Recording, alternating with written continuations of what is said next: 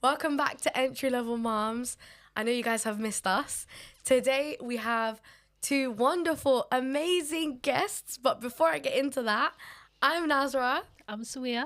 And yeah, welcome to Entry Level Moms. By the way, if you're new and you have not been here before, please like and subscribe. I feel like we don't say that enough. Yeah, we don't. Right? We don't say that enough. Start saying that. Please like, subscribe, and comment. Please tell us what you think. Tell us what you want to talk about. And yeah, let's get into this wonderful episode. I would like you guys to introduce yourselves. Hit it. Hi everyone, my name is Aaminah. I'm Seetal, and we're the co-founders of ForwardCulture. It's a social initiative for South Asian women and girls. And we have loads of different things that we do. Our main offering is a mentoring program for South Asian girls in schools, universities, college, and we basically pair young South Asian girls with really inspiring South Asian women from like all different career fields, and they work on, cultural identity and how to help girls who are navigating, being brown and living in like the UK, and we also run workshops and events for South Asian women and girls as well, and we've been doing that for about 8 years. It's been 8 years. We met at uni, so we met at UCL, and we just found that there weren't enough spaces to like discuss and explore and debate identity and like culture, and actually also like feel proud of your South Asian identity. So we started the blog, Two Brown Girls, and then we grew into our organization. And more recently, obviously, we've both become mums. So in the past couple of years, Aaminah has a 1.5-year-old. He's 1.5 today. Oh, He's 1.5 today. Yeah. Happy half birthday. Yeah, I know. Yeah, we celebrate those too. Yeah. And my daughter is 2.5 almost. Oh. So we kind of had a kid one after the other, and we've had like kind of similar experiences of motherhood, like similar struggles, and we're kind of glad we've had them similar time, because just going through it all together has been a journey. I was telling Seetal, because we had a little staycation. We made the most of like coming down these ends today, so we were like staying a night yesterday as well in like really nice hotel. And I was telling Seetal, I was like, I don't even know how we would connect if we both didn't have kids. Like, just having like your best friend or like close friends having like kids around the same time as you. I don't think I would have done it if you didn't have a kid first. I was like, you go first. You can do that, because I think, isn't it? and It builds on the importance of community, doesn't it? Yeah, Having and then just that connecting, village, having that tribe, like your people. Yeah. But then just like connecting with you guys, like Aaminah was showing me your guys' podcast and how much she was like listening to it, and I was like, we should connect with them, like because there's just not enough platforms and spaces where, like you said, that sense of community can like grow for similar mums having similar experiences. You've got the artificial stuff now, like Peanut or whatever, there's bits and bobs like that. There are things coming out, but I don't know, it's very difficult sometimes to find, mums to connect with on a certain level. And I think people who are honest about honest, motherhood. Honestly, like there's a lot of shame around it. So there is. I don't feel like there's many people who talk about sleep deprivation, who talk about how rubbish the newborn stage is, postpartum depression, like specifically in our communities, like South Asian, Somali communities, like people are not talking about this stuff, and if they are, it's just like, it's in a very romanticized way. It's like, sleep deprivation is hard, but it's all worth it. It will pass, and it's like, but what are you gonna do about me like going crazy, not sleeping? Do you know what I'm saying? So I feel like this is a very honest platform, and I think Seetal specifically has also been really open and honest and vulnerable on her Instagram about having a kid and stuff, and that's why I really resonate with the content you guys Thank you put for out. having us. Thank you for coming. Thank Oh you. my God, thank you for coming. It's so crazy, because I remember like just before I met Nazra, I used to write on a blog. And I always used to write about my experiences. So when I became a mum, I made a new category on my blog, Motherhood. And I started writing about motherhood. So then I wrote about my labour, my induction. I wrote about postpartum depression. That's when I interviewed Nazra. That's when we met And for I the first remember, time. like, I used to think to myself, am I oversharing? Because no one really talks about. As well. Do you know what I mean? I used to have those thoughts, like, do people actually care about me sharing? Also, like, my is this experiences? embarrassing? Like, am I doing too Yeah, much? am I Do I doing look like too do I look much? like a bad mum and No, stuff? Like, I used to literally. genuinely think that before. Yeah, I feel you. Yeah. But now it's like I'm starting to realize a lot of people are in the same boat, and everyone's going through it. I had that exact same experience when I started posting on Instagram after my daughter was born. I used to talk a lot about sleep deprivation because I went through the pits with that for at least, you know, a good year and a bit. PTSD, man. I think I still have PTSD from it, honestly. And it was just a way to kind of get it out, and just, I don't know why, I just felt compelled to like share and post. But a lot of the time I was conscious of like, oh, but I'm grateful. But like, oh no, I do love my daughter. I know, you know, you have to like, you have to put the disclaimer in it. You have to caveat it. I don't want to be complaining. Yeah. I don't want to be complaining mum, complaining all the time.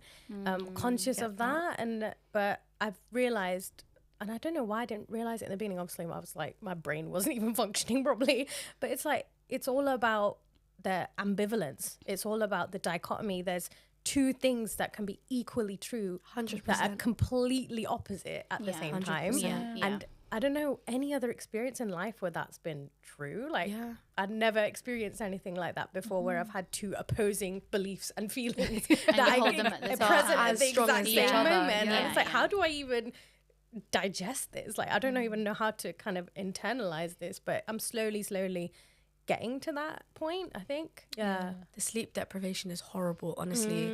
I think for me it took me 2 years to fully, more than 2 years and a half, I would say, to start coming out of that deprived state of sleep. Because you don't think properly. Your brain doesn't work properly if you don't sleep. If you don't sleep for 3 days, you're gonna pass away. I think, what is it, the longest that someone stayed awake for? You're more likely to die from not sleeping than from not eating.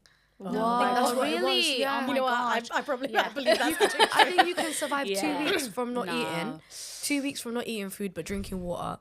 But you can't survive, I think, more than 10 or 11 days without sleep. I do remember there was one night when it was like, I didn't know that. Yeah, you're more likely surviving from hunger strike than you are from sleep deprivation. torture. The thing It's is, torture. I It's feel a form of torture. Yeah, it is normal to an extent, like, you know, to not be able to sleep as much when you have a newborn and all that. But then also, like, I think people don't talk about it because it's like a given. Like, you know, when I speak to people, I'm like, oh yeah, the sleep is hard. They're like, yeah, man, it's a killer. And it's like, but you've never mentioned it before. Like, you didn't warn me. Friends, and you didn't warn me? Yeah, you didn't warn me. I mean, she warned me hardcore. You know, I remember when I found out I was pregnant, like, I messaged Seetal, and I was like, see, it was a voice note, I think, or maybe it was, I can't remember. And I was like, I can't remember. See, like, I'm pregnant, but when am I gonna sleep again? And it was my first thing, because I know that Seetal had really struggled with sleep and stuff, so it was like the first thing. And alhamdulillah, like, my son, he sleeps okay now, like, everything is fine, mashallah. But obviously, like, he went through that 3-month sleep regression. Oh my God, you know and then he's a killer. Then they do it again, Literally. at, like, 9 months. 9 months sleep regression. Yeah. A year and a half sleep regression. I think it's just a constant regression. It's just like, or now they call it progression, in it, because their brain is developing. Yeah. But it was just this feeling of, like, there was like 3-4 months where his sleep was really bad, and that's like coincided with my postpartum depression that I suffered from, and like I had like like postpartum OCD as well, and like intrusive thoughts. Like, it was like it was concentrated for like 3-4 months. And it's intense. I just used to feel like I was on this hamster wheel, and I can't get off this hamster wheel. Like, the morning begins, I won't even be able to rest during the day because I was breastfeeding, and then at night it's gonna start again.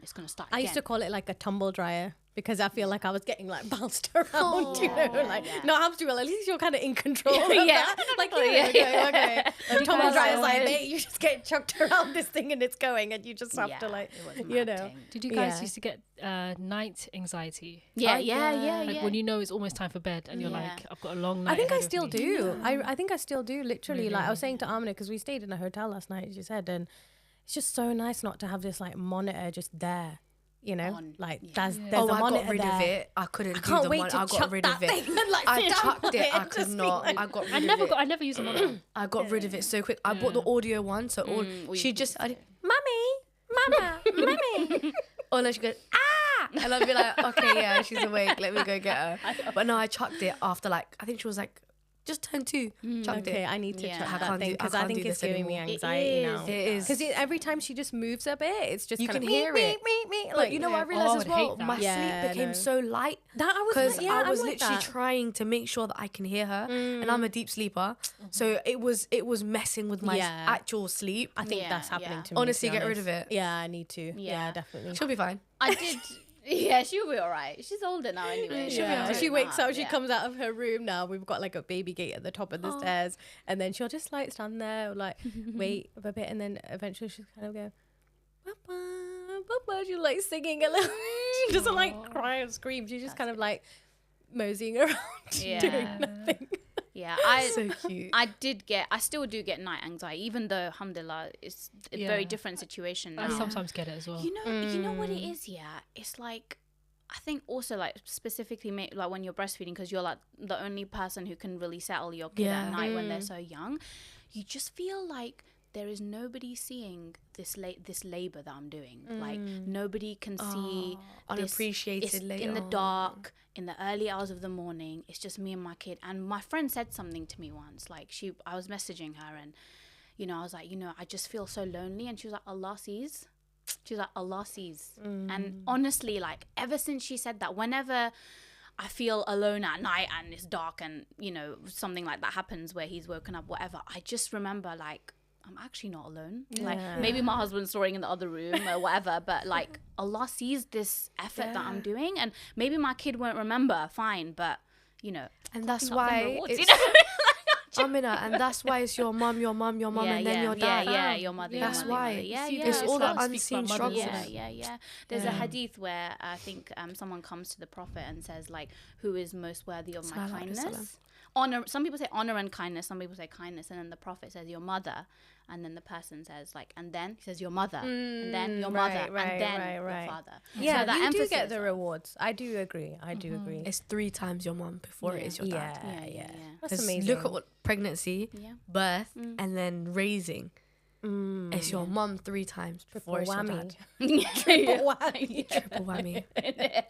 Yeah, I love that. I love that. There So is that. Yeah. we wanted to talk to you guys about a couple of things. You The guys came first with some one- good topics, by the way. Yeah, you did. You came with amazing Literally, it's all we topics. talk about all the time. Yeah. You guys came with some topics. I literally had to message her and be like, "Yo, which one should we choose?" Because we can't talk about all 6 or 5 of things. course. And you guys have covered so many topics already on Yeah. your podcast, Yeah. like Yeah. really important ones. Yeah. So But you guys came with some good cultural ones. Oh, Yes. cool. Yeah. I'm Like- glad you like that. We like wasn't the just- cultural ones. It was very specific cultural issues. That's what we Yeah. do. That's what we Yeah. We had a conversation about it and we were curious. Like, obviously, we're East African and you guys are Southeast Asian. So, what are the dynamics in the Southeast Asian culture when it comes to how a mum raises a daughter as opposed to how she raises her son? Because we know how it's like with us, but we just want to know, is it the Yeah. same with you? You know, I wouldn't be surprised if there's some really, really strong overlaps in Yeah, the yeah. I think there's cultures. probably a lot of Yeah, similarities yeah. in a lot of ways. Yeah. I mean, we can give some examples and just see what kind of your experiences are like as Yeah. well. But I think, to be honest, I think a lot of things are changing very rapidly, and that's been the biggest challenge. Actually, is that generationally, there's a huge shift, like for women and the kind of opportunities, the way that we're encouraged, and the way that kind of our life kind of goals and ideas have expanded so much from generation to generation. And like if you look at my grandparents and things, obviously they came over from Kenya. Actually, like we were Kenyan Sikhs and Punjabis coming over from Kenya, so there's a lot of that culture coming through as well, and that kind of carries through. But yeah, my grandparents first came, and obviously the women, they had to work economically if they needed to support the family, but it was a lot of kind of manufacturing, or they're in the kind of factories, or my grandma was catering, so it's a lot of that kind of labor. And then family focus, kids, family, big families. Like my grandparents had, my grandmother had like 5 kids, 5-6 kids at least. It was it was that point. And then my mum actually grew up in this country a lot more, so she had kind of some career aspirations. There was that middle generation where they were like first generation immigrants and, you know, they're very traditional still, but then they have these aspirations and things are opening up for them. So very confusing, very opportunities, confusing, isn't it? going on there. Yeah, the culture clash was big. But yeah, there was a lot of, you know, clashes within the families because of that, and like, who are you going to marry and like, how are you going to get married, etc. Now for us and our generation, I think there is still that bias there, like you said, between boys and girls. Like you do see the boys being favored. You do see the boys having kind of less expectation on them in terms of like, how round is your roti, and like, can you make roti There's sabji less dal? focus on those domestic tasks when you're raising a son. Yeah, there's a lot of less emphasis necessarily on that. But then, I would say, but it's changing a lot. So my theory, I saying to Aaminah in the car, is that sometimes as a woman, you know, if you have an expanded view, or like you want to get certain things out of life, you want to achieve certain things, you have your own passions, you have your own ideas of contributing to wider society perhaps, or, you know, having a job and career, etc.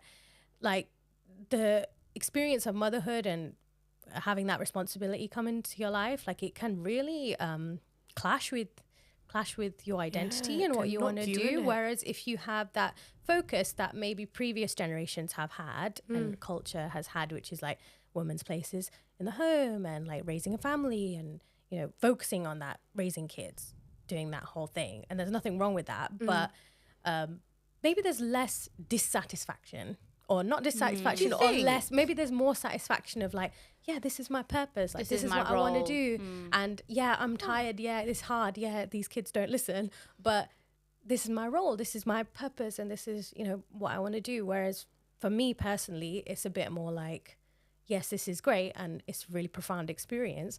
But I have more I want to do in life. Like, you know, this is not just me just doing this. Do you think that that's maybe because that's all they knew? That it's not like some of them. That's what I mean. Like you can either be like socialized into it, or that's just your choice, right?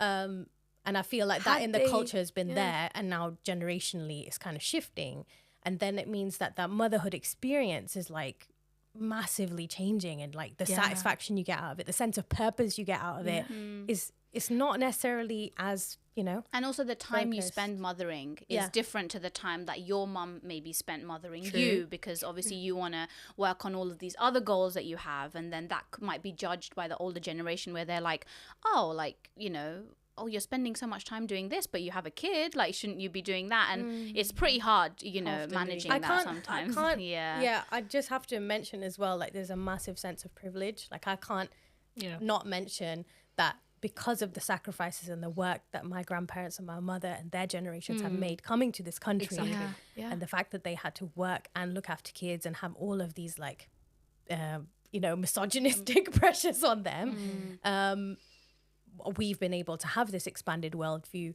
We've been able to think about what we want to do in our identity, and what do I want to achieve out of life? Like, we have a choice. We have the choice. And it's because of the sacrifices that they've made that we have this kind of reflective ability and experience of motherhood and what we want to get out of life and how we feel about it. I think if they were allowed to what would they explore say? And, you know, if their generations, if they had a choice of, do you actually want to be a mom? Like, do you want to work? Do you want to do this while they were young? No one ever asked them. I don't know if anyone ever I think maybe a lot of them would have chosen different paths, you know? Maybe. Yeah. There's But so they much. just didn't have the chance, didn't have the opportunity. Or even the freedom to think about those kind of things. Like, do you want to be very important. So there's more and more women now, I think, who are like, actually, I see the work it takes to be a mom, and I don't want to do that. No, thank you. Yeah, and I respect it. You. I respect it. I swear I respect it. You know, because I'm like, you know what it takes, and you have an experience of what it may take, and you're like, nah, man, that's a good thing, you know. Whereas people in like the older generation look at that as like, oh my god, what a selfish way to live. You know, I think it's selfish to have kids if you don't want to have kids. That's selfish to me, you know. Like, I agree. Not choosing to not have children, I think that's really, really there was smart. I feel like still a little bit this looming thing about for South Asian women, you can either be selfless, which is you get a medal, here you go, give up everything, real you're- woman. you're you great. know, You're real mother is selfless. real great mother. example Yeah. of a woman, is selfless, right? And then, Nagnol. Yeah, we got the same. and Yeah. then you get selfish. Yeah. You're either selfless or you're selfish. Yeah. There's no like in Middle between. ground. Yeah. Yeah. Yeah. And Either you give everything and yourself, or Yeah. you're Yeah. selfish. Yeah. Yeah. And people who have that experience of being mothers, like older generation, and were selfless, they carry so much resentment. They do. But they're trying to put it on you as well. Yeah. And I'm like, but are you happy? Like, having given everything to being Everyone. And then some. Yeah, and then you're trying to, But again, it comes down to that, like, freedom to think and freedom to choose, right? Like, a lot of these women did not have the choice. Like, do I want to be a mother? They didn't have the freedom to explore those ideas. So, Do you think that this has impacted on now the way they treat their daughters? Because they can see that their daughters maybe are having lives that they weren't able to have and making choices and decisions that they weren't able to make. I think so. Like, I'll give like a personal example. So like my mom is like a very selfless mother, right? And her and my dad have always supported me to like study and be educated and all of that stuff. And when I had my son, it was very much like, okay, now this is all you're gonna do, right? You're gonna raise your son. And I was like, but for the past like 30 years, you've coached me to like not like have to worry about housework or raising someone or any of that, and now I have to drop all of that. So I had to like sit down. It's taken a long time to explain to my parents, like, you're here, you can support me by looking after my son on times when I want to be away, like this, for example, or study or whatever. And like, it takes time for them to understand, but if you have that conversation with empathy, it really makes a difference, right? So sorry, I forgot the question, Nasra, but I think eventually things can change and they can understand. But I have lived that experience pretty much, and even now sometimes, like, my mum's like, why don't you spend time with your son? I'm like, I am with him all day. I just need 1 hour to use the toilet and have a shower. Like, that's not me leaving him alone or neglecting him. But for her and her experience of motherhood, it's you have to be there 24/7. You have to give everything. You have to cook every meal. And it's so different to how she raised me. I was raised completely different. Like, she never taught me how to cook or anything like that. There was no importance on that. It was always study and do this and all of that, right? So Better life, isn't it? yeah, But then I when guess it comes so, down to it, motherhood. so. I think it's just the idea of motherhood is like they only maybe know one way. Yes, Like, exactly. you give everything. Yeah, You but give we're everything. like you give your time. carving a different way, right? We're trying to, like, all of us here are trying to strike that balance between like being selfless and selfish and having time for ourselves, but also that allows us to be better mothers. Like, now that I've been away, I had some time away You come from back my son. refreshed. Yeah. I'm excited to see my son, man. wait. I'm like, we're gonna have a good time this evening, But if I'm doing that all day, I am like, irritable. I'm not enjoying it, Exhausted, yeah. and then that affects him. Of course. So Anyone just get bored? yeah, Do you just get bored? yeah. Like, Sometimes I hear the same stupid song on Cocomelon, or I hear the same stupid song on this YouTube channel, or she's watching the same kids playing with toys on YouTube channel. Oh yeah. And I'm literally sat there like, this is the most boring thing I've ever done in my life. The boredom is real. Entertaining The boredom children real. is very boring. Oh my God, it's so exhausting. Can I say this with my chest? Maybe there are some mothers who can relate to me. I'm not a fun mum. Neither That's am the dad's I. job. Really? He takes her to the. I'm not gonna lie. He took Neither on the am I. role of playing with her Mhm. and taking her to the park. Fun I'm happy dad. with that. He's taken her to soft play. How many times? Soft play. I've never been to soft play. You're last joking. Wow. I have never. You know been. what? Yeah, they need to. I was talking to Seetal. They need to make soft play like more. Why am I trying to crawl through a tunnel? Like, Oh why my don't they God. make it more like accessible for adults? Because Yes. more time we're on that thing with our kids. Yeah, like, I'm trying to crawl through this tiny little space. Yeah. Why isn't it like so many mums or parents Listen. have to go in soft play with their kids? Right? Exactly. It should be built for that. Listen, That's just like a little side point. I felt fat shamed by the thing. Oh no. By the soft play. Mate, yeah. By the actual soft play, the what is it called? apparatus. yeah. I was like, I am too fat for this. The slide. I am way too fat for this. I should not be in here. I went to this place and it was like the lights turn on like when the kid is in the thing. So my son didn't want to go through it because it was like obviously dark. So he was like pointing at me, you go through it first. So I'm going through it and I'm like, it's so hard. And all the mums are looking at me like, can we send our kids as well? So you can like, they need to make it for adults and then like safe for children. That's how they need to be designed. Whoever's designing that is I don't a know person. what it is, but it's just, I honestly don't know what it is. I like that you resign from it, though. I like you that's just like, good. no, My that's not husband, me. That's your role, mate. He loves being the fun parent. That's and you know good. what? I'm happy with it. Yeah, That's great. I don't care if I'm vibes. not the fun parent. Me as well. I'm not the fun yeah. parent either. You think we do stuff on the weekend? I just want to Video relax. fun, on the weekend. I can imagine you being. I can imagine you both being jokes, man, with your I think you're kids. more fun than you realise. No, Yeah. Trust me, You I'm know what? very They like. probably Trust me, think you're like your kids probably think you're like the most fun ever, right? Oh, no, they I probably promise you. No, really trust me. It's like, She nah, has she more fun doesn't with really my get dad. them on it. I promise you, dads have this weird way of having, like my husband will pick her up and dash her up, and just her around and throw her on the couch, and he's on the floor playing with her, and she's jumping on his belly, and I all definitely that ain't stuff. doing I don't do. That part I do. That part I do. I throw her around to the point where I'm like, oh snap! If I throw her wrong, she might break her neck. Let me be a bit more careful. No, I do that. But the Don't rest get of me it, wrong. soft Like, play, I I'm have good. obviously I have moments where I have fun with her. But I'm not the type of parent that will go swimming 9 o'clock in the morning. Swimming is the Swimming is Swimming long is with your the kids. longest activity. Speaking of 9 o'clock in the I'm morning, not doing that one. I take her soft play sometimes at 9 o'clock in the morning. Oh my god. The only reason I do it is because and it's under specific circumstances. I've had a good night's sleep the night before. I'm staying at my mum's house. My friend lives across the road from my mum and she drives. I do not drive. All three conditions are met. All three conditions are met. And she says to me the night before, do you want to go soft play in the morning? I'll be ready by 9 o'clock. We jump in her car. We drive all the way there. I let them play. And then we come back home. Yeah. Plus, That's the only time. plus your daughter's like older now. She's 4, isn't it? So it's like she can kind of like do her own thing Independently. She runs, does her own thing, goes to I the can't toilet. wait till the day that my daughter like knows how to actually do an activity. Like she's 2.5 and it's still like with her colouring, it's just like I'll just scribble all over the paper. Like, you know what I mean? Like, I swear can we this just is like how have they a learn. nice peaceful colouring time? No, this I is how can't they wait learn. for that though. Do you know what? Just keep doing it. Yeah, Every you know, like time let's build a Lego set. Let's make it. My you know, little like a little one. activity. My I'm little waiting one, for that as well. You can do it from waiting start for to that. finish. I can't wait Keep for that Pay my time. numbers. Like, this is mindful for me Keep too. Let's doing want it. some spa music. Yeah. No, seriously, Seetal, keep doing it because now she can actually draw. Oh, Like she's advanced drawing for her age. I want to and keep it's so fun. Because you were consistent with it, Because right?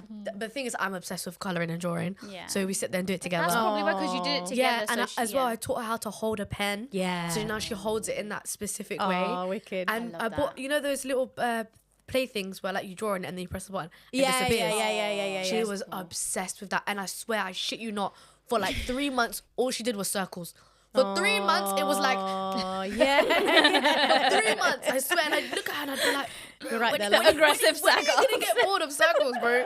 She's like, big circle? She's like, dot. then- She's like, small circle. Big circle! For like 3 months, I swear to God, for 3 months. That was her entertainment. I love that. So, no, they trust me. Keep doing it. Keep doing it. I'm waiting for that day of like, It's wow, so fun. we can do a nice colouring activity. We Yeah. can build Lego. Do you know as well, I realised that you have to show them how to do certain things. Like with the building of the blocks, she had all these blocks and didn't know what to do with them. So one day my mum sat with her and like built a tower. Yeah. And then my mum like built the tower up to about here, and then she was like knocked it over and was like, oh my God. Yeah. And then she was like, whoa, I can build a tower. Yeah. So she started building it. But I realized if you don't show them sometimes, they don't know, like they won't, it'll take them a lot longer to figure it out themselves. Yeah. That's true. But then like you get all this stuff online. Like I was talking to Seetal about this before. Like that's like, oh, you shouldn't like show your kid how to play, or like that can show them that they can't like rely on themselves, or like you shouldn't rush your kid because my God, that that's will a bit like overthinking, isn't it? It really Too is. much and it makes overthinking. it makes you feel like, oh my God, I'm going to traumatize my kid. Like, I remember seeing this one post recently. There was this one post recently which was like, you know, you shouldn't rush your kid because that can like develop anxious tendencies. I was like, we're just trying to get to the doctor's appointment on time. Okay, like that's all we're trying to do. I'm not trying. It's not trying to give him anxiety. It's just all this shit online is constantly like, this is what you should be doing. This is what you should be doing. No, but I'm gonna deep it though, like the levels of trauma. Yeah. Would you rather your child was a little bit stressed every time they left the house, or would you rather they had really deep-seated issues? It's true. So now, if stuff like that, like I rush her every time we leave the house. I'm like, hurry up. Yeah. It's like a militant. Like I'm militant with it. Like we have to go quickly. We're late. Like come on. Yeah. Even she'll say to me now, I'll be like, oh, can I have that? She'll be like, 2 minutes. I'm like, put the timer on. Because I do that to her. So she's like, oh, mommy, can we go ahead? And I'm like, yeah, we can in 2 minutes. 2 minutes. They start doing it back to you. Yeah, it's so funny. But she's also now like, hurry up, we're late. Come on, we have to go. Come on.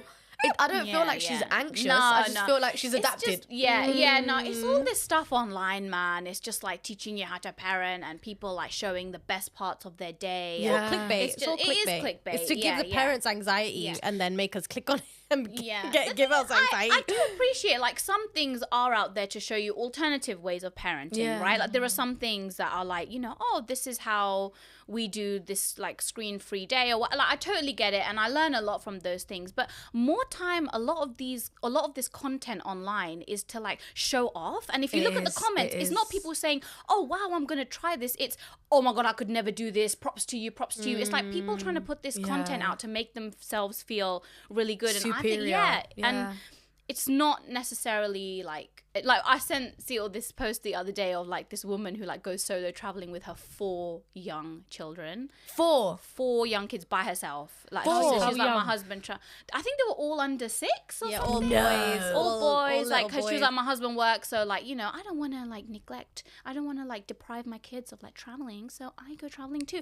And she has all these videos. I'm like, who's taking the video? That's obviously your nanny, you know. And she's like, and then she replied to a comment, and someone was like, who's taking the video? And then she was like, oh, I just ask passers-by. Maybe she does, but what's the... Who's passing by in the campsite in the mountains? Yeah, exactly. What hiking trail? Your Instagram video. Yeah, it's true. She sees a bear. Are you done now? Yeah, exactly. So funny. So, like, this content, I get it. Like, it's so, like, people are parenting in different ways to us. Sometimes it can be inspiring, but a lot of the times it's to be like, look at me, look at what kind of mom I am. Look at how great of a mom I am. Yeah. It's just like unachievable. Do you know that's when we was like speaking about starting a YouTube channel? Really? I did do some research and I looked around and it just felt fake. Like it felt like people were living social media lives and their motherhood was on social media in a way that was like glamorous. And like curated. It was literally like curated and like sparkling clean. And I thought, this is nowhere near what I'm feeling.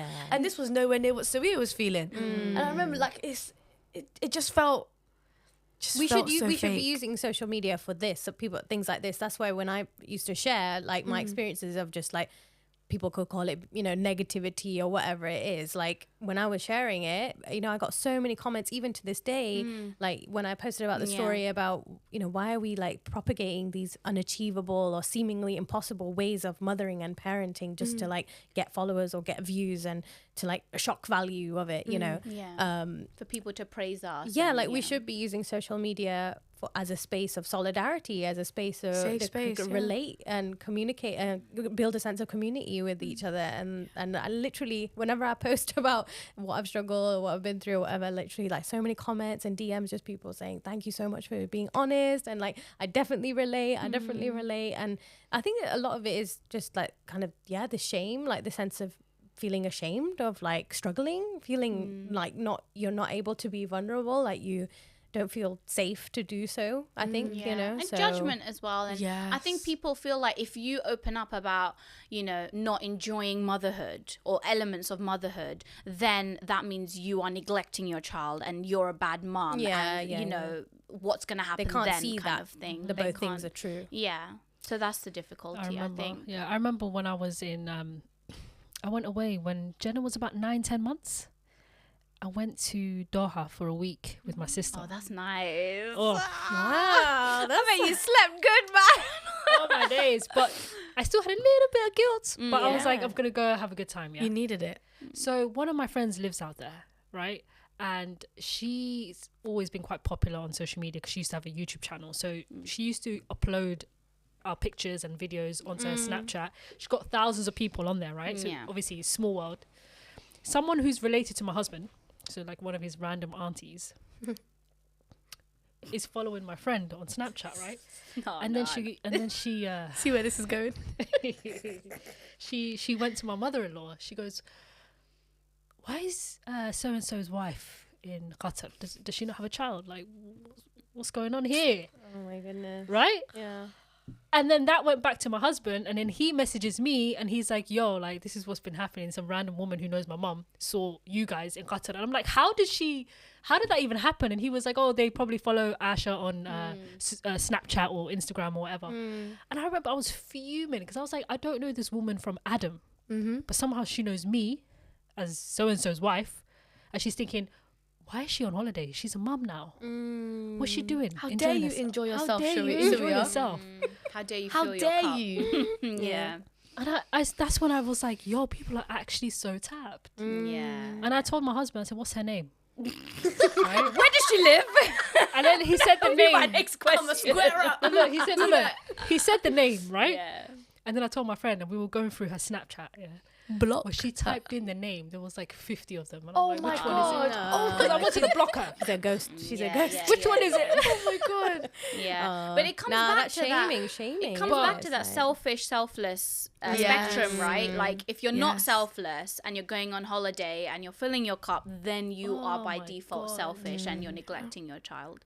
So, I think but it's nobody. Yeah. Sorry, go I on. was just gonna say, like, I think it's interesting about this idea of like care that we have as well. Like this whole, oh my god, you know, that standard annoying phrase, which is like, it takes a village. It's just like, what does that even mean, really? And like, how generationally or culturally does that actually manifest? Like, someone the other day, I was I'm studying at the moment, and they were like, oh, who's looking after your kid? And it's like, she has a father, like. You know. Oh, and she's it's just at home by herself. Yeah, it's 2.5. Yeah. No, but yeah, just like, how do we define that village within our own culture or within our situation? You know what I mean? And like, how can we maximize maybe the cultural aspects of, you know, like South Asian culture? We have this tradition of like living with in-laws, actually. So I live with my mother-in-law and father-in-law, and like, that's our little village, you know, and that's like our little situation, and it has its own challenges and benefits. But ultimately, how can we kind of make the most of that? Why do I have to be the one always looking after my daughter? Like, there's a shared sense of care. And That's that kind of allows- beautiful, you know. Yeah, and Yeah, that allows but it's her to hard, man. bond. Like, because I No, still feel I can- guilty. I can Like, I imagine. feel that internalized shame of Yeah. just like, oh, it should be me. It should be me. Like, why am I not doing everything? Like, I need to do everything. Like, you know, I have to stop myself and be like, no, she's gonna build relationships with like multiple family members. And if I'm always there, getting in the way, intervening, Yes. she's not gonna be able to build those relationships. Yeah. They're not gonna be able to figure out Yeah. how to communicate with her the way I can. So I have to step away. I have to step back. And that's the only way Yeah. it can happen. It's hard though. Yeah, It's it hard. is really difficult. Yeah. Mum guilt is really hard and really difficult. Mm. Like, even though I know like my son is being taken care of really well right now, like I would like, since like the night I was feeling a bit of anxiousness. I was like, oh my god, I hope he's okay and I hope he's all right, and you know, why am I away from him? Like, I deal with that as well. I think most people do. Dads feel guilty? I don't No. feel guilty anymore though. Oh, do you? I love No, that. Yeah. They do not feel They guilty. just- I hope They I can don't, get to innit? that point. I don't feel any type of guilt. Good. Yeah, good. How you did shouldn't. you? How did you? Yeah, get how do you get to How that did you get point? to that, man? Like, what's your process? And I think when you hit rock bottom, and then you hit the bottom after the rock bottom, and you realize that if I don't fill my cup, this is what happens. Yeah. I will lose my like head. Yeah. And you realize how important it is to be a little bit selfish. Yeah. Selfish. Yeah. So I started doing this thing where every time I'd go out with my friends, don't ask me about her. How's she doing? She's good. Let's move on. Yeah. You know? How's your kid? Your kid good? All right, let's move on. Like, it became, let's be mums. Let's not be mums. Let's be mums at home. And when we're out here, let's be Nazra. Let's be Sawia. Let's be, you know, let's be like individuals. Let's be us before we had our kids. Yeah. So then you get used to that. You get in a pattern of, I'm not thinking about her. She's fine. She's with my mum. What's the worst that could happen? Yeah. You know? Yeah. She's with her dad. What's the worst that could happen? That's true. Yeah. That's Like, true. if they need me, they'll call me. Yeah. But I'm not going to be out here chasing you. How's she doing? Like, even yesterday, she's with her dad at the moment for the weekend. I didn't message them at all yesterday. Yeah. Because I know that she's fine. Yeah. I know that if I hear nothing from you, that means everything's good. Yeah. True. But That's if true. you're calling me, then there must be something wrong. You know? That's true. Or if you're calling me at between bedtime hours, she wants to say goodnight. Yeah. But I'm sure she's so busy Aw, and so having so much fun dad, Yeah. having so much fun that she's not gonna think, let me call mummy. Yeah. She's only with you for the weekend. It's like one day, 2 nights. You know, Also, she's like, not she's thinking of spending me. time with her dad as well. Like, Yeah, just I let don't want to them- impose. That's what I mean. That relationship is so Yeah, I don't important. wanna you know, impose. All of the That's mum true. guilt building is relationship. gone. I I no want to longer get to care. that stage. Yeah. Mum guilt is gone. I I don't don't feel feel bad. that. Mum Yeah, guilt, that no is guilt. definitely gone. I I don't just feel feel this sense of like, I don't know, I can't explain it. I just feel like, oh my God, like, you know, what am I doing? And I'm having fun and I'm living this life without my kid and I'm having so much fun. And Yeah, like, but you were Aaminah before you had your son. Absolutely, absolutely. And you're gonna be Aaminah Yeah. after your son. Yeah, yeah. And he's only gonna grow. He's only gonna get bigger. So right now, you're not. I'm 4 years deep. Like, you're only a year and a half in. So it's very early. Give yourself grace. Give yourself a lot of grace. That's how I started as well. Yeah. I remember thinking like, okay, why do I feel guilty? I had to peel the layers back. Why do I feel guilty? Because I feel like I'm like, there's some sort of shame in me putting myself first a little bit. There's some sort of like cultural problem, like they make me feel like that I'm the problem or I'm doing something wrong. And then I was like, do I care about that? No. I don't care about what aunties and uncles think about my parenting. You're not this child's mother. I am. So I don't really give, like, I don't care. I don't give a monkeys. Do you know what I mean? Like, and then there's my mum who is half and half. She's half go out there and be Nazra and don't lose your mental, like, don't risk your mental health. And then the other half is like, but you're a mum now. You need to be a mum. You need to be responsible. So she's a half and half. Yeah, that's what I'm saying. That They generation before they're us. making that shift though gradually, right? Yeah, but It's hard. Yeah, no, it is hard. It really is hard. Yeah, I have that same. do you feel that? Do you feel that guilt? So yeah, Oh yeah, sometimes, or definitely. you do. Yeah. It happened recently actually. Oh, My is it? daughter's she's going to be 3 in March, right? Oh, wow, mashallah. And she's been struggling to sleep like over the last couple months. And me and my husband trying to figure it out, right? And then there was one weekend where his mum was like, "Oh, bring her to me. I want her for the whole weekend." So he was like, yeah, sure. He takes her to his mum's, yeah. And I remember I was just like, oh my God, she's going to give your mum grief. She's going to wake up like 5-6 times. Like, I was just like, oh my God, like, why did we do this? She slept like 14 hours. This always happens. She slept Not 14 She woke up hours. midday. No. Midday. Wow. Yeah. She woke up at noon. Why do they behave so well around But other she's doing people? up. She's waking up 4-5 a.m. with me, chilling in our bed for 2 hours. She goes back to her bed. Then she says, "Mummy's bed." She comes back to our bed, It's a back and then she forth. goes to my mother-in-law's, and she's knocked out for 14 hours. They think you're chatting shit about So- her not sleeping now, don't they? So now it's like, when my husband told me that, I Oh was my like, God. so I had all these anxious thoughts Yeah. for no reason. Yeah. And you like no sacrificed your me time thinking about I'm something. over here that wasn't- overthinking, getting stressed for what? Yeah. It's true. Do you know how I deal with that? She's sleeping peacefully. Do you know how I deal with that, Sawia? Obviously, for you, it's your mother-in-law, so it's different. But Yeah, then yeah, at the yeah. same time, it's her dad's parents, so it shouldn't really be different. For me, I'm like, okay, you're with my mum. Bruv, yeah, she's 4. She's gonna be jarring. Yeah. She's 4. I, This is how I rationalize it. Yeah. My mum, when she's stressed, if she's been looking after her, she's Yeah. been having tantrums all day. I'm like, my mum's like, she's been screaming for like 20 minutes, and I'm like, she's 4. Yeah. That's what You know, 4-year-olds they- do you think they forget? Because my mum says to me, like, all Yeah. the time, she's like, you never had a tantrum. You never had a cold. You never had a flu. Oh, okay. You think I never had a tantrum? Have you ever met me before? Like, of all the kids, I've had tantrums right now.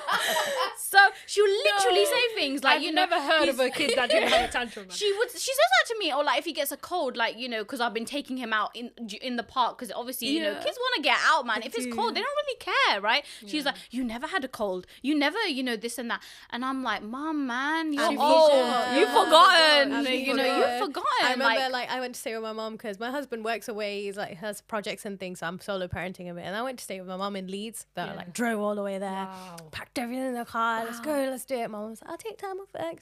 Okay, so went out in Leeds. There's Wagamamas, I was like, let's go out, fine, and. Standard, I know what's gonna happen. I've got like a bag full of toys. I got that drawing board with the clicky bit and it disappears, like you said. You know, I got all the little trick gadgets. And, like, she's gonna eat this snack. She's gonna have this. Okay, she didn't want any of it. She didn't want to sit in the high chair for more than 2 seconds. Yeah, okay, this is fun for a bit, but let me get out. Standard. You know, I knew it. She's like, 2. Yeah, exactly. So you just, your expectations like, okay, they're down here. And then she's walking around. Then she's trying to climb on the, you know, benches at Wagamama's, and she smacks her head and she starts crying. I have to take her out. No. All of this, like, bunga, we call it in Punjabi. Like, it's just like chaos, right? And I'm walking around with outside. My mom's eating my food's getting cold, etc. We leave Wagamama's and my mom opens the door and she's like, you know, I think I romanticized what it was like bringing you and your brother up. I think it was quite stressful. She's got flashbacks. She was just like zoning out. She was like, she said what so is many things like, happening. I thought she would just sit in the chair. Sometimes she's like, you're so patient. Like, I would just tell her to sit in the car seat, you know. I'm was just that there, easy, though? like, but They've at least your mom admits it. Like, I think For there's real. just when she admitted that, when she said that, I was like, yes, you know, finally we got a breakthrough. Or even that, I think the expectations thing is really important, because we do expect children to like sit down, do or way like, more you than know, they're like capable be of. quiet. Like, what kid is gonna be quiet and just sit? And honestly. it's not gonna happen, right? So You have to lower the expectations. Yeah. Every time she's annoying, I'm like, she's 3. But she's 2.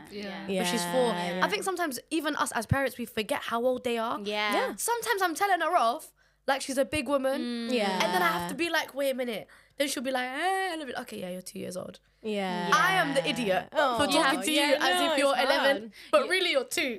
You have to meet them where they are, but it's really hard, isn't it? It is difficult. And there's an affirmation that you told me about that I repeat to myself a lot. It's like, it's not like my kid is giving me a hard time, it's my kid is having a hard time. They are having a difficult time. How do I help them? Because otherwise I would fall into the thing of being like, he's giving me a hard time. But actually, if you think about their development and what they're going through, they're having a hard time. You kind of have to help them regulate, or they communicate what they're trying to get. They're only little. It's true. You know what though? She's such a joy when she's with Zainab. Yeah. Her and Zainab, my friend, they're like best friends. Aww. She is like so easy to deal with when she's at Zainab's house. Zainab's always like, bring her over. I'm like, she's jarring, bruv. Zainab's like, she's the best. And I'm like, oh, you guys are having a great time. But when she's with my mum, she's giving my mum hell, which is so funny. With me, it's the opposite. So like, my son is on best behavior when he's around everyone else but me. Yeah, me I am the mug in my house. No, me I'm as a well. mug. Like he wants to climb on the windowsill. Want to get on the windowsill. Like, if I say no, he starts screaming. The other day, my mum took my son in the morning, so I came down and I could see. I was like watching. I was like, let me see what's going on. I was looking through the window, and he's like, I want to go on the windowsill. And my mum was like, no. And he was like, and he just started playing.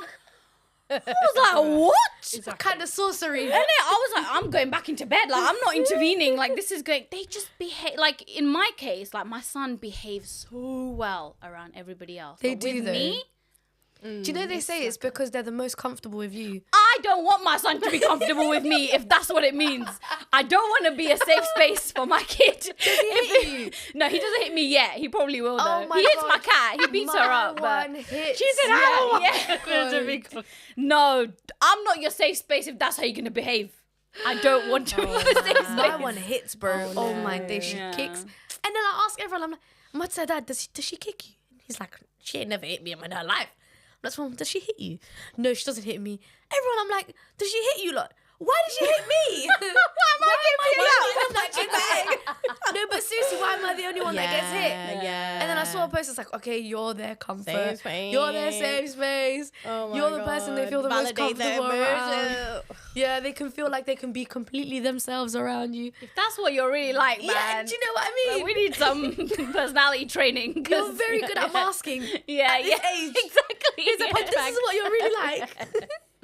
Here's a punch bag that looks like my face on No, it. seriously. That's a good idea. Take your anger on that. There's pictures of like men feeding their kids with a bottle and having like a mask of the mother. Yeah. on the Yeah. That's Or joke. pretending to like Yeah. breastfeed and they've got like a picture of the mum. yeah. Yeah, I see. hilarious. Like, dads are always the fun ones, and I realized Yeah. recently my daughter prefers me to be the person that she comes to like emotionally, and I like Really? that. Yeah. Like whenever she's having a mood or she's sad about something, so she wants sweet. mummy's cuddles. She doesn't want to go to daddy because daddy plays too much. Do you know what I mean? Yeah. Like Hassan, bless Yeah. him, he's really like, Oh.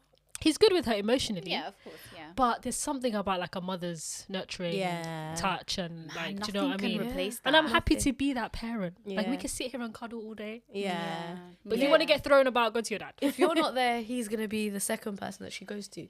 Yeah. Because she's going to be like, hey, mum's not here. Let me go Yeah. hug dad. Yeah. But if you're there, you're always going to be the first option for that. There's a That's so sense of sweet. like, when I find like days that are hard, when my son's like really being chaotic, that does give me a lot of like strength. I feel like I am that person for my kid. Like, like no one's going to replace me. Yeah. But, it's that Literally. feeling of like, okay, I can, like the way that my mum gives me comfort and the way that the things that our mums do for us emotionally, right? The fact that we have that opportunity to do that for someone else is subhanallah, it's beautiful, right? Do you think To be having given that kids gift. has improved your relationship with your mum?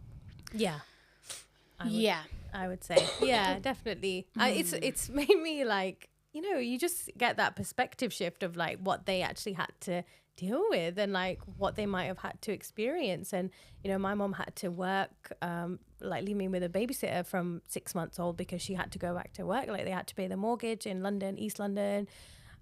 She went to work in the city and then had to come home. She said she used to like prep everything in the morning for dinner. Like she used to just like round the clock. Then she said, the number of times she fell asleep in her uniform for work with her makeup on because she'd like lie with us to sleep and then like, not get my changed. Like, do gosh. you know what I mean? Oh, Like man. that was That's like deep. selfless kind of like scale on the spectrum. And just, what she had to experience and all my tantrums she used to talk about. Like, I would be like, before you have kids, you're like, what's a tantrum? Like, what's that? And then when you actually experience it, you're just like, oh my God. I used to watch Super Nanny a lot, so I Oh my saw a lot of the God. tantrums that Oh, some kids yeah. would have. Super Yeah, Nanny yeah, is yeah. so good. Yeah. She was good in it. She All would the kids whip on Super those Nanny kids. were always white though. They were always white kids, Yeah. like misbehaving. They were innit? volunteering their kids. Yeah. Let's be honest. We know how to discipline. Yeah. No, but it's actually one time there was one brown family, and it's because the child We don't wasn't need eating. Super Nanny. We don't need Joe Frost. We got these. No, I'm joking. We don't promote hitting your kids. Obviously, I just have to They say just hit that. us, But so- We know the deal. We know I'm the the deal. one that gets abused in this relationship. Yeah, that's true. There's only abuse in one way, and it's to I'm the victim. I am the victim. Yeah. One time my mom hit me with a rolling pin. Actually, I remember that. Yeah, rolling Oh my pin. God, yeah, a when I was rolling little. pin. And then Punjabi she can't flex. remember that I had the tantrums. It's like obviously I was having. I must You have never been had tantrums. in I just there. hit you with a rolling pin. Yeah, but Rolling I think pin is mad. yeah. She's Wow, my mum never beat me, to be honest.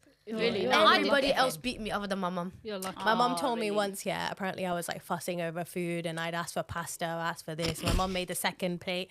She made exactly what I asked for and all of that, and I still don't want to eat it. And my mum said, she's recounted this story many times, so I think it's true. But yeah, she like picked up the plate and there was like the hallway in the house, and she literally lobbed the plate right down the hallway. She said it hit the front door, and then she got me to get the Hoover and clean it up.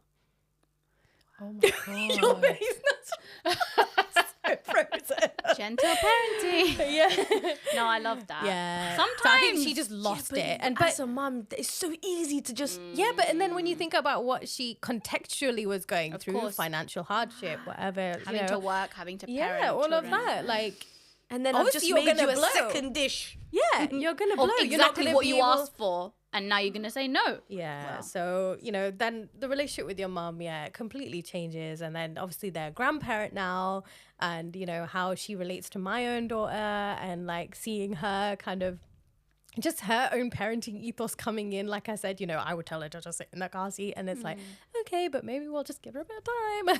So there is a little bit of clash, but my mom's definitely like allowing me to kind of do my things my own way, and it's very encouraging. I love that for you. Yeah. I have picked up a lot, obviously, from her, and like the whole thing around eating and food, and we always used to sit as a family. And I actually grew up in a house of my grandparents, my Mamiji, which is my mum's brother and his wife, their 3 kids, my other 2 cousins.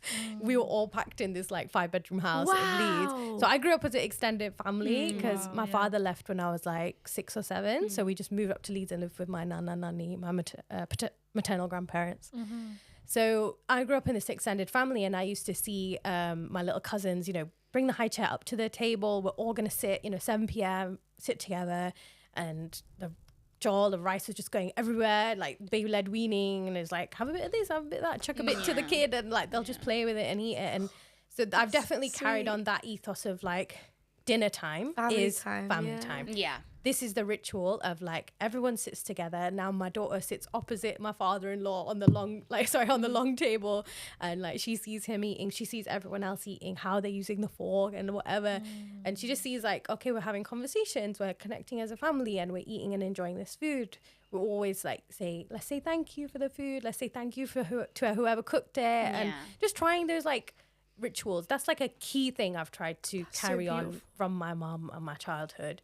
But other than that, I think there's definitely that authoritarian parenting style that she has, which is a lot quite fear-based, which is like, do as I say, and like don't question. And that style of parenting, I think, is shifting quite a bit. And now it's all about emotional, you know, validation, and like you can be anyone, do anything, and I will be here. And like you were saying, being that kind of punching back in a way, but then trying to set boundaries in like a compassionate way rather than that fear-based parenting. I don't know, because I still feel like I do have an amazing relationship with my mom, but it's just a thing about how kind of how free do I feel to actually talk to her about everything, you know? Like there is still that sense of authority and maybe shame to some extent of like, how free do we really feel talking to our authoritarian parents? And I really want Ruhi, my daughter, to feel safe to talk to me about everything and be every way that she wants to be, and not have to keep secrets from me. Like, you know our teenage years, like growing up as a brown girl in this country, like you had to keep secrets in it. Like you couldn't like be your full self around your parents. They wouldn't understand though, don't you think? That's true. There was a generational difference. My mom would understand. Yeah, understand, but also shame, like, you know, that's wrong. That's like, that's shame not... if I was doing something wrong. Yeah, definitely. Yeah. But like there was things that you go through as a teenager where like you're experiencing hormone changes and you're going through puberty, becoming an adult, and you might feel really low and you might want to say something to someone, but you're like, should I talk to my mom? Will she understand? That was always the question that I asked myself. Will she understand? Will she get it? Most of the time it was no. So then you have to go and find someone else. And I feel like that opens kids up to grooming. That opens kids like up abuse. to very vulnerable. Abuse. Because they feel... you can go to the wrong person and ask them for advice and tell them how you're feeling. And they could literally use that information that you've given them against you, or they could use that to build a relationship with you, make you feel like they're safe, and then later on you find out that this person isn't. There's you could have just gone to your well. parent, you know what I mean? There's the internet now as well, so you're going to go online and be like, what is a period, or like, what is this? And then, you know, you're going to get this onslaught of information, and it's just, you know, it's crazy. So I really hope that, I think that's a key shift from my mom, and that relationship I have with my mom is like, I want Ruhi to feel safe emotionally and everything with me, to just like, because I clearly remember my mum saying multiple times, stop crying, stop crying, stop crying now, stop crying. And that was just that like style of parenting back then, which was just like, like, okay, like it's done, like whatever tantrum, whatever issue was there, like bust, just stop. No, I tell her stop crying as well. The reason is because sometimes it's not even a cry. Sometimes it's just the whining. Yeah, sometimes it's fake. Okay, stop crying now because you're just shouting at this point. There's no tears. Yeah. Your eyes are dry. Yeah. There are no tears there. Yeah. It's just when they sounds. get It's to just whining. screaming. Right? Right? The whining is a killer. Oh my god, the whining is really, really tough. Yeah. I just feel like I want to walk around with headphones all day and just like You can get the noise earplugs. it. Yeah. I have them, the loops. I have them. Sponsor me. Hack. It's a hack. Sponsor me. I think, So, For me, I think the relationship with my mom has improved because, like, my mom is getting like quite old now. I was raised as an only child, so. Are you an only child? Yeah, So yeah. am I. So, I remember, yeah, and Is that odd for South Asians? I think so. Because it's very odd for think so. Somalis. Yeah, It's is very it odd, really? yeah, Yeah, very wow. odd. Somali ladies be wow. having 6, 7 Very kids. odd. Yeah. You know them ones. So I think for me, it's more like becoming a mom and having to exercise patience with my kid. We know that as people get older, they become quite childlike, and so I think the patience I should. I'm not trying to say my mom's a kid. Obviously not. Like, she very much looks after me as well. But that patience that I extend to my son is also the type of patience I'm trying to extend to my parents as well and to my mum. So it's helped me in that way. Like, it's improved our relationship in that way. In the way also that you're saying, where like you feel like you can understand your mom more and you kind of feel like what she went through. I kind of get that whole experience now. But also I feel like I'm trying to be more patient with my mom, because I see these similarities, you know, of like when something is an unknown, if we're going somewhere she hasn't been before, she's kind of like my son, which is like a little bit nervous or whatever. Like, she wasn't always like that, but she's getting older now, right? As, you know, our parents do. So it's more like I'm learning these things becoming a mother that I'm now also giving back being a daughter. That's as beautiful. well. Yeah. It's so nice. interesting because like when I had like one of the key factors of like having a child for me, my husband and I were married for like 9 years before we decided to have a child. Number one was because Seetal went first, and I was like, "Yep, you're going first.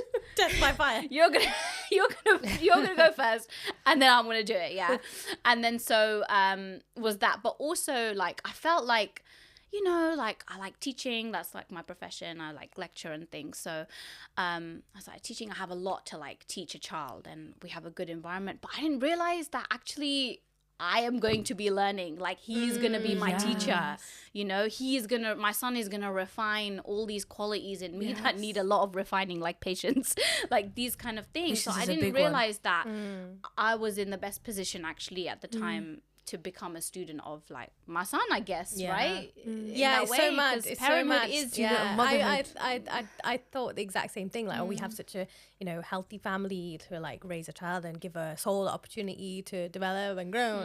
And then it's actually my soul developing and growing. It's not me growing one. It's, you know, it's like before you have a kid, you have to think, am I ready to learn?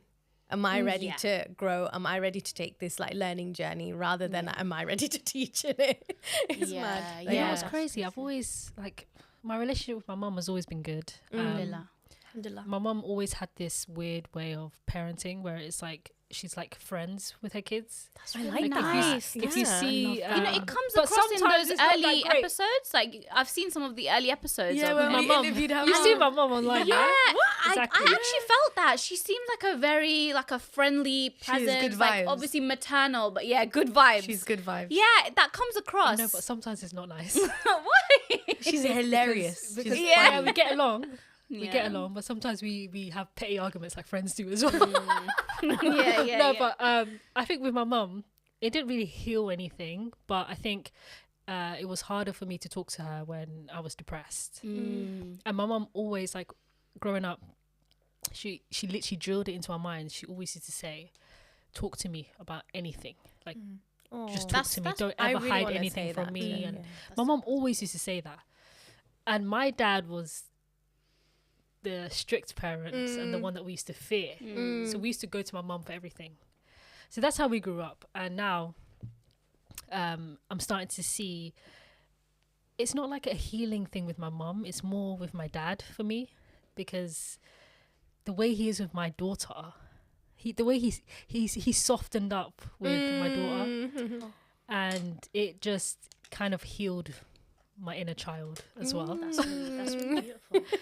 That's so sweet. It's really sweet, yeah, because I'm not gonna lie to you, like, my dad was it's just strict on us growing up. Yeah.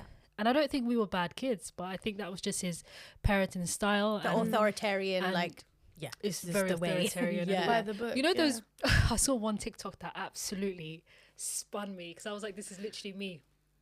There was this girl, this black girl, who basically, the caption on the TikTok video was, when you see your dad's car pull up on the driveway. And she's just chilling, enjoying herself. And she hears her dad's car and she just runs upstairs. She's just straight upstairs. Yeah. And that's basically how it felt most of the time. Right. With my dad.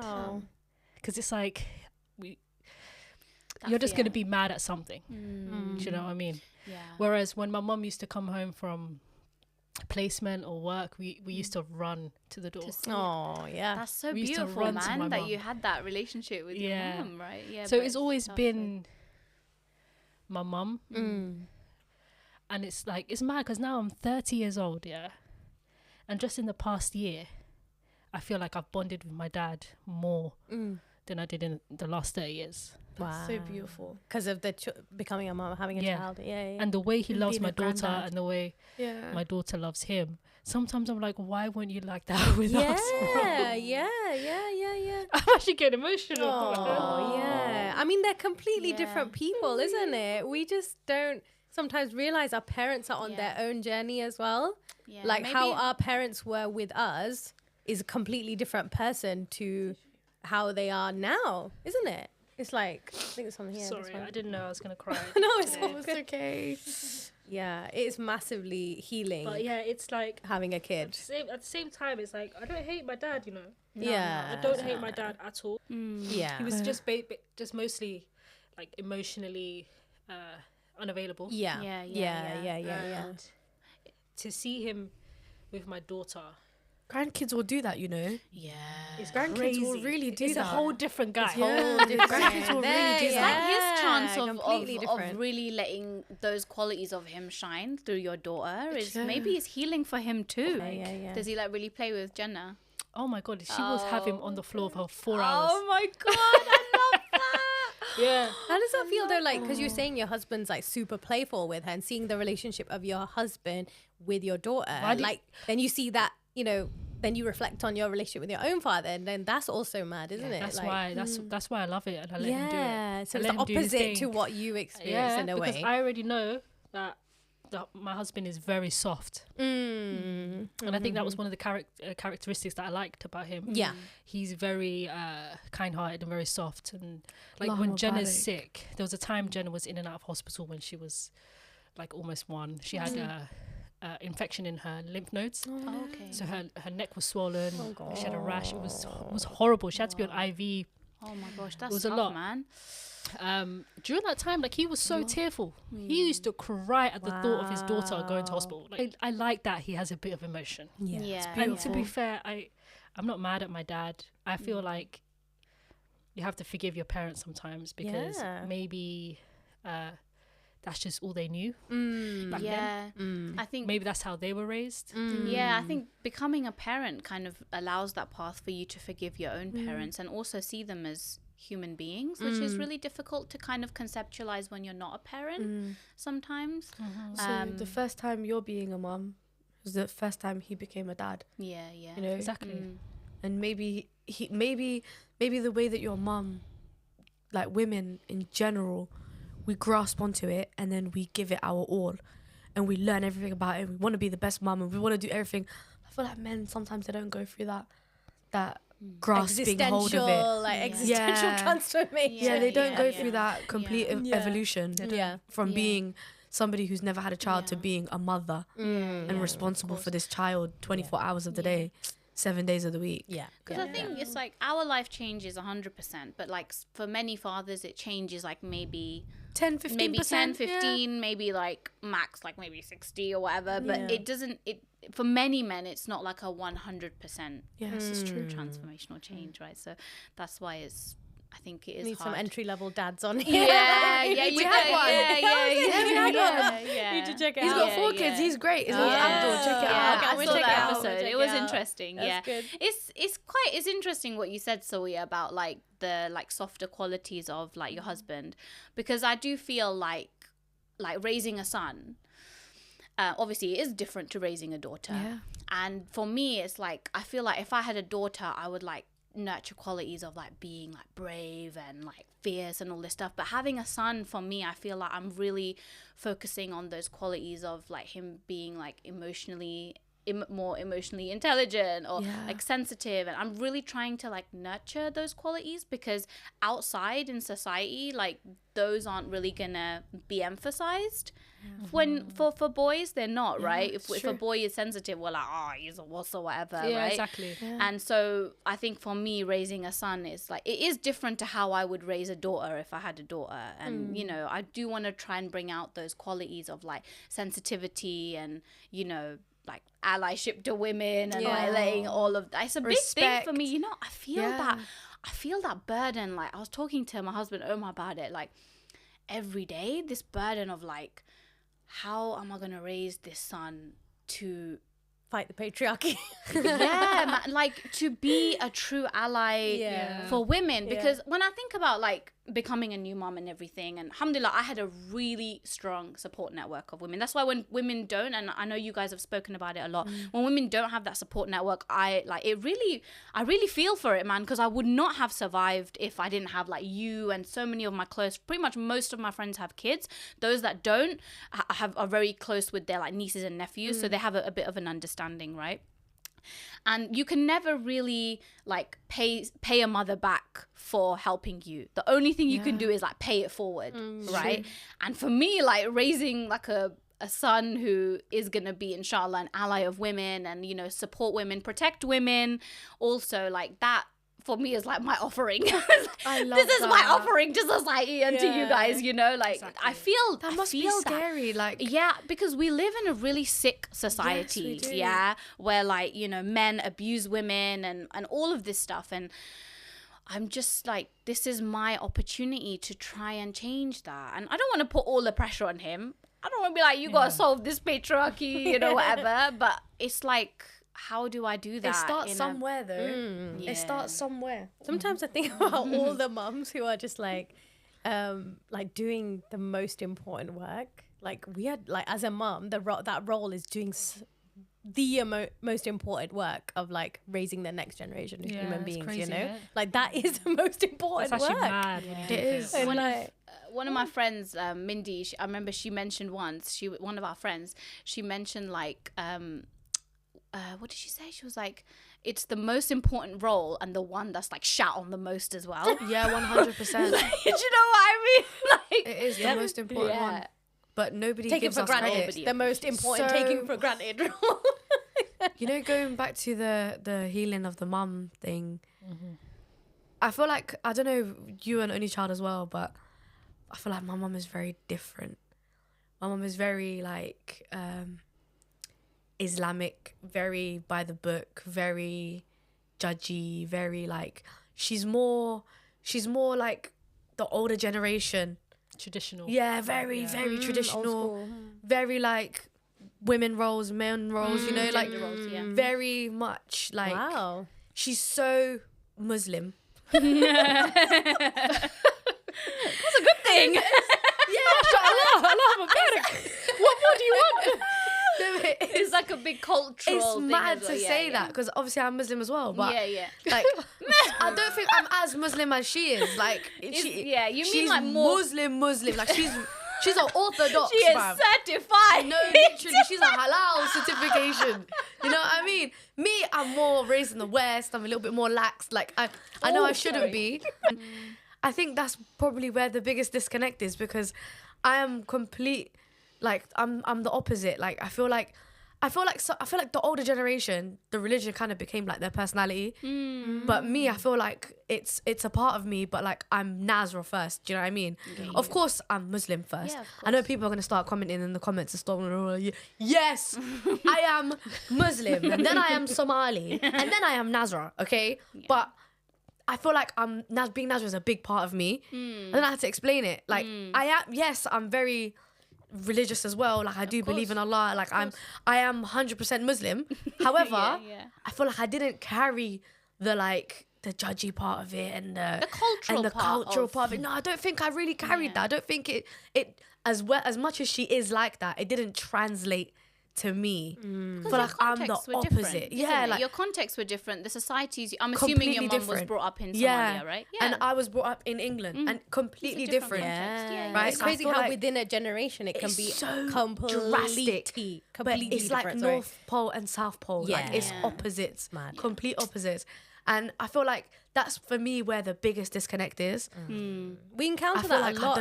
I don't understand her. She doesn't understand me. Yeah. Have you ever like tried? Yeah, we get that a lot with our work. So like a lot of young girls like feel like they can't tell their parents things, or their parents won't understand why they want to move out to uni. Their parents won't understand why they want to do, you know, photography or arts at uni. Yeah. There's an intergenerational conflict essentially. So we kind of practice a religion in a different way. You know. Yeah. Like you're still 100% Muslim. Yeah. By the way, like even if you don't, I feel judged like all the time. I just feel judged constantly, and like even when like there's like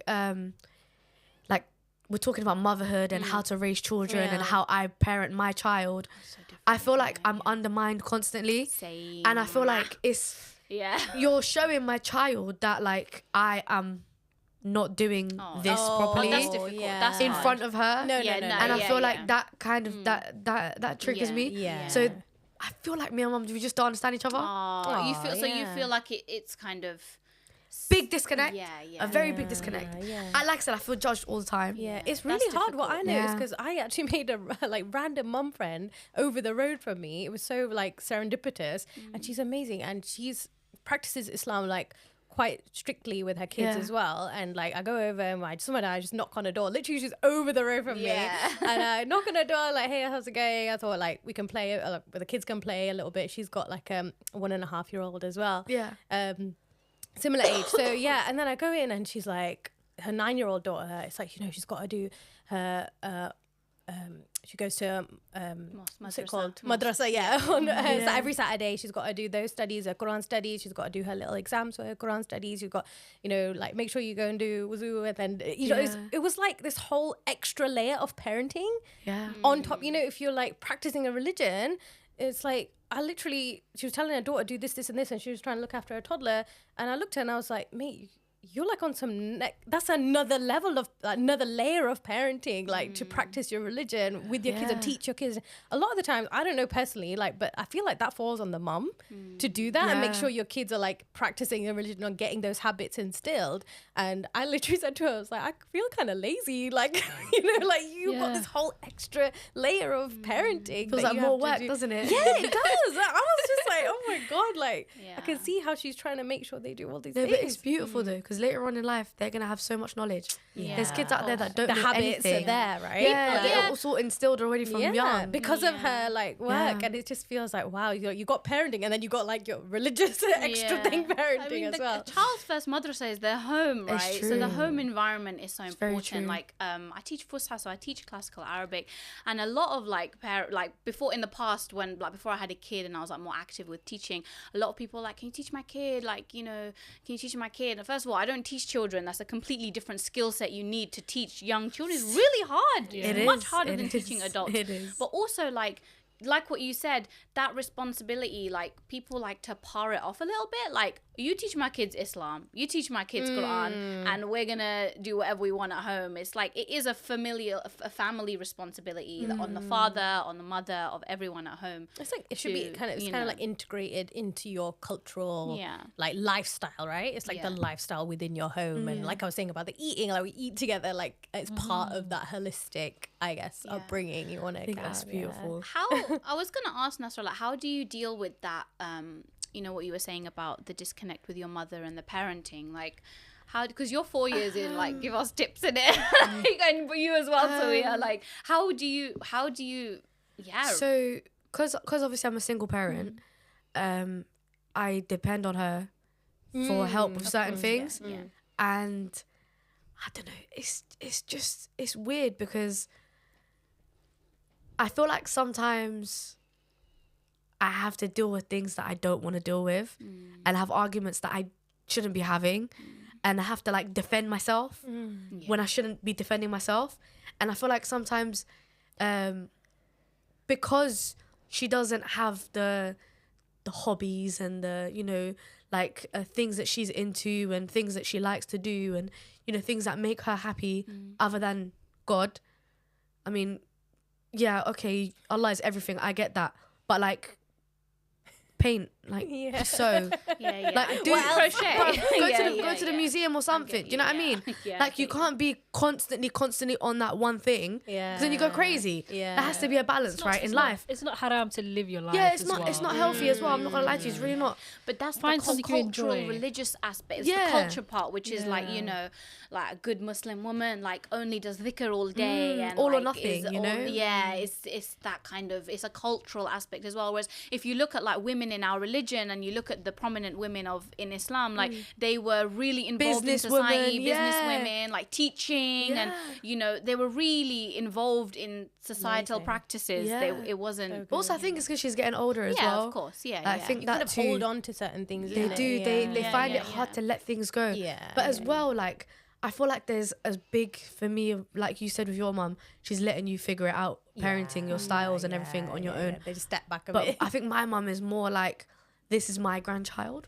So I want to do things this way, and I'm going to tell you that we're going to do things this way. And I don't like that. Power so dynamics. I find it like we have a good 1 month and then we fight and then we have a shit 3 weeks and then we make up and then we have a good 2 months and then we fight again and then we have another shit couple of weeks.